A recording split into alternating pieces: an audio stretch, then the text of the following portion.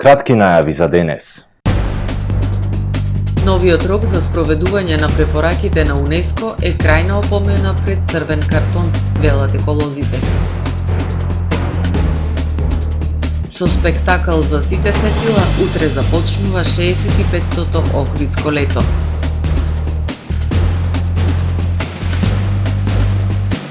Неопходни се протоколи за третман и достапност на интравенска тромболиза за успешно справување со мозочните удари. Успешно реализирано четвртото издание на ракометниот камп 40/20 во Охрид.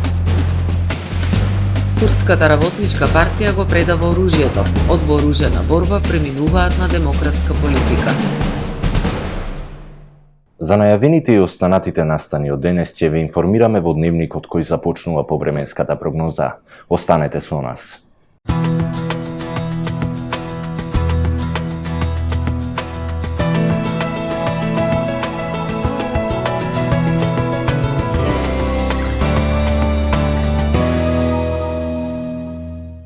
Во Охрид денес, по свежото и ветровито утро, во текот на денот имавме претежно сончево време со максимална дневна температура до 26 степени Целзиусови. Во текот на ноќта, петок кон сабота, во Охрид ќе превладува претежно ведро, ветровито и свежо време. Во сабота во поголем дел од централна, северна, североисточна и источна Европа ќе бидат под влијание на поле на низок воздушен притисок кој што ќе условува умерено облачно и нестабилно време со врнежи од дожд и грамотевици. Врнежи од дожд се очекуваат и во областа на Алпите и Пиринеите, каде локално можни се поројни врнежи и појава на невреме. Западна и јужна Европа ќе бидат под влијание на поле на висок воздушен притисок кој што условува стабилно и топло време. На Балканскиот полуостров утре ќе превладува претежно сончево време со појава на локална облачност. Ќе биде потопло со дневни температури кои што ќе бидат во пораст и ќе се движат во интервал од 26 до 33 степени. Во Македонија во сабота, по свежото утро со утрински температури кои што ќе се движат во интервал од 8 до 18 степени, во текот на денот ќе превладува претежно сончево, ветровито и потопло време со појава на локална облачност. Ќе дува до умерен слаб ветер од променлив правец. Максималните дневни температури во Македонија утре ќе бидат во благ пораст и ќе достигнат од 25 до 35 степени. УВ индексот ќе има вредност 8. Во Охрид во сабота ќе превладува претежно сончево и топло време со појава на локална облачност.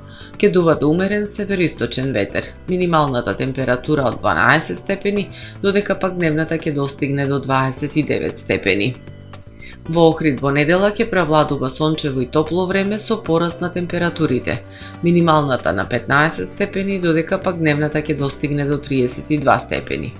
Во понеделник претежно сончево и топло време со појава на локална облачност. Утринската температура од 16 степени, додека пак дневната ќе достигне до 33 степени. Во вторник претежно сончево време со појава на локална облачност. Во попладневните часови со услови за развој на нестабилност која што ќе донесе нестабилно време со врнежи од дожд и грамотевици. Минималната температура од 17 степени, додека пак дневната ќе достигне до 32 степени.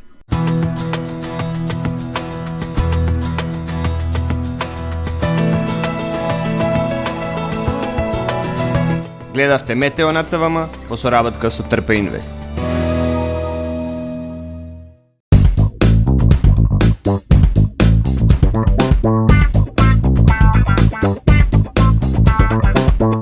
Добре дојдовте во светот на Кармен Бау Центар. Во беспрекорно уреден продажен простор, купувањето во еден Бау Центар никогаш не било попријатно. Со гордост ви го представуваме нашиот шоурум Мараци со најголем избор на плочки од Мараци и санитарија од светски познатите брендови Грое, Колпасан, Идеал Стандард, Рока, Унитас. На располагање ви е нашиот архитект кој ќе ви помогне во осмислување на вашиот проект. Располагаме со најбогатата палета на ламинат во државава. Одберете од 100 различни дизајни на Swiss Chrono. Покрај стандардниот избор на фасадните системи Knauf и Бекамент, ви нудиме богат избор на професионален алат на реномираните производители Bosch и DeWalt. Кармен Бау Центар на улица Железничка.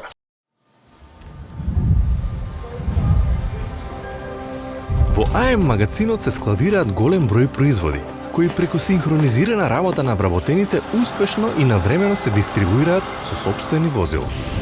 Кујната Анабела е веќе добро позната по неодоливиот вкус на домашни готвени јадења, како и кетеринг услуги за секакви настани.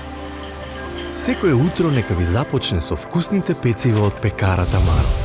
Тамаро лебот стана препознатлив бренд кај потрошувачите. Зеленото пазарче изобилува со разновидни свежи зеленчуци и овошје. За вас, потрошувачите. Месарата Тамаро го има стандардот за најсвежо месо и месни производи. А во рибарницата секогаш може да најдете свежа риба и морски плодови. Располагаме со посебен дел за здрава, органска храна и голем избор на суплементи. Зад успехот на компанијата стои менеджерскиот тим на Тамаро Холдинг, кој со постојани обуки гради тимски успех на целата компанија. Го создадовме најголемиот хипермаркет според вашите потреби, бидејќи Тамаро маркетите се повеќе од маркет. Благодарение на вас, верните и лојални потрошувачи. Доживеете врвен квалитет на живење во современиот Порта Скопје Бајадора. Стамбено-деловен комплекс, символ на луксус, удобност и сигурност.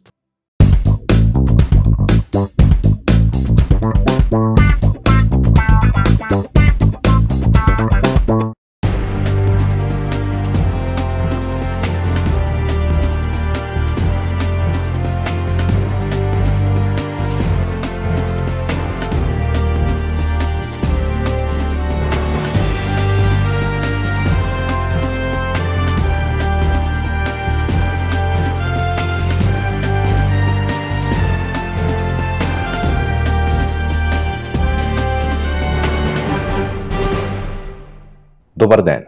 Прво издание на Дневникот на ТВМ. Новиот рок за спроведување на препораките на УНЕСКО за Охридскиот регион е крајна опомена пред црвен картон, велат еколозите. Апелираат на координираност од страна на надлежните и заедничка заштита од страна на трите крајезерски градови и двете држави. Одлуката на УНЕСКО во која Охрид доби нов рок за исполнување на препораките е крајната јавна опомена пред црвен картон, сметаат еколозите. Време е за освестување, контролирана урбанизација на крајбрежјето, да се сочува студенчишкото блато, да се затвори депонијата Буково, да запре загадувањето на езерото, да се сочува автентичноста на старото градско јадро. Но кога се зборува за Охридскиот регион, се мисли на крајбрежјето во Струга и Поградец, зашто е потребна координирана и билатерална соработка во заштитата. За жал, после распадот на Југославија, барем до тогаш се водеа, апсолутно се почитуваа препораките и параметри одредени да се зачува овој регион како што го дал Господ, а последниве 30 години, за жал, апсолутно неконтролирано се шири. Што, значи, таа неконтролирана урбанизација на обалата, што е строго забрането, чистење на трските, и препораките на УНЕСКО се навистина, значи на место дека апсолутно веќе, за жал, последниве 10 години апсолутно не почитуваме. Главната причина што денес Охридскиот регион е под закана да се најде на листата за грозени подрачја, според еколозите, се негрижата и децениските бизнис интереси на поединци. Не смееше да се дозволи некои локални шерифи да се играат како што ќе посакуваат со Охрид и со Труга. Тука апсолутно, значи, пак вината е на врвот горе, државата изгуби контролата на Охрид. За време на Југославија, само Охрид и Дубровник беа прогласени за затворени градови, односно може доселување, али ако се вклопите во некоја децениска, наредна неколку децениска програма. Инаку Охридскиот регион како природно и културно наследство е впишан на листата на УНЕСКО во 1979 година, а во 2019 година во подкапата на УНЕСКО е впишан и регионот од албанската страна.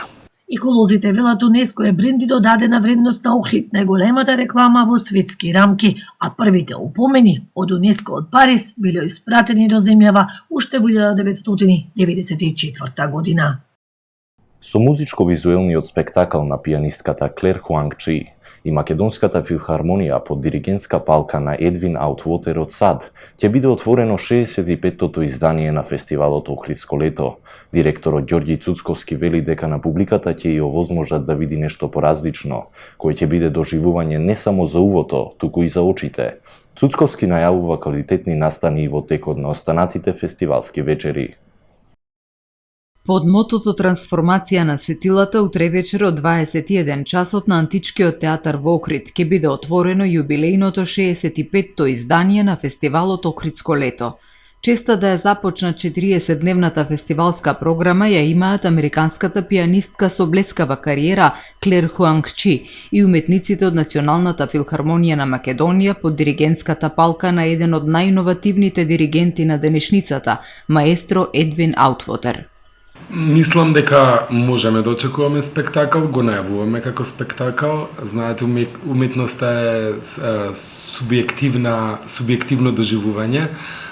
Ние како институција сме секогаш отворени на секакви сугестии или коментари, меѓутоа сметам дека заедно со селекторите и тимот на Охридско лето на годинава на публиката ќе овозможиме нешто различно. Затоа и самото отворање насловено како трансформација на сетилата, што значи доживување не само за увото, туку и за очите.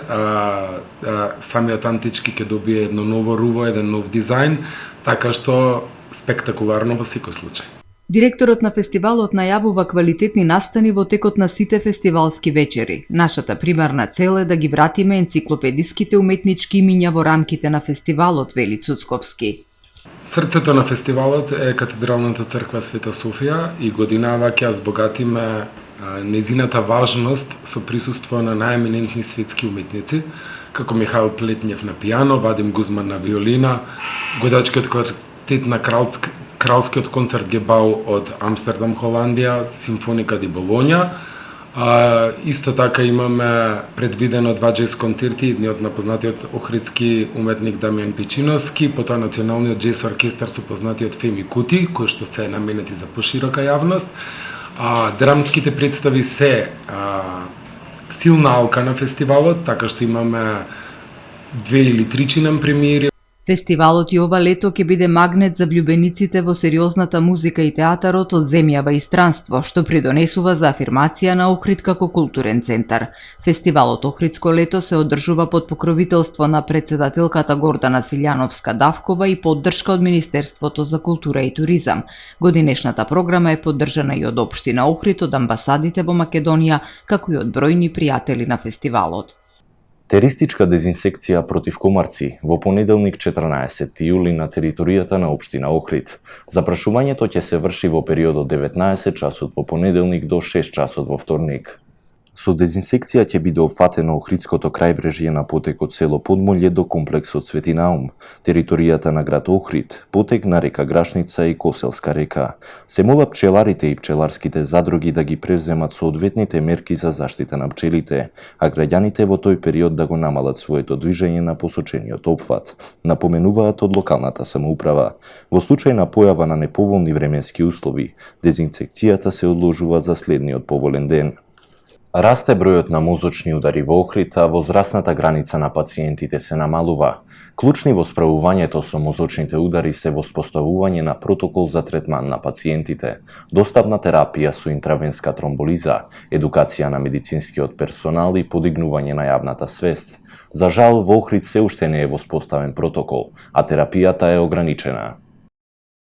Во Охрид се уште не е воспоставен протокол за третман на пациенти со мозочен удар, а терапијата е ограничена. Во услови кога стапките на инциденца и на смртност од исхемичен мозочен удар растат, а возрастната граница кај пациентите се намалува, во некои случаи под 40 години, се наметнува потребата од итна имплементација на стандардизирани протоколи за третман, особено во предхоспитална фаза, со цел намалување на смртноста и инвалидитетот поврзан со оваа болест. Неопходно е да се организираме на повеќе нивоа, да ја подобриме примарната превенција со активности за јавноста, да се запознае со ризик факторите и со знаците на мозочен удар, бидејќи брзата реакција е пресудна за поволен исход и третман. Едукација на медицинскиот персонал, но и подигнување на јавната свест се клучни во справување со мозочните удари, истакнува доктор Маја Божиновска-Смическа, специјалист невролог во специјалната болница за ортопедија и травматологија Свети Еразмо и председател на Сдруженијето за борба против мозочен удар.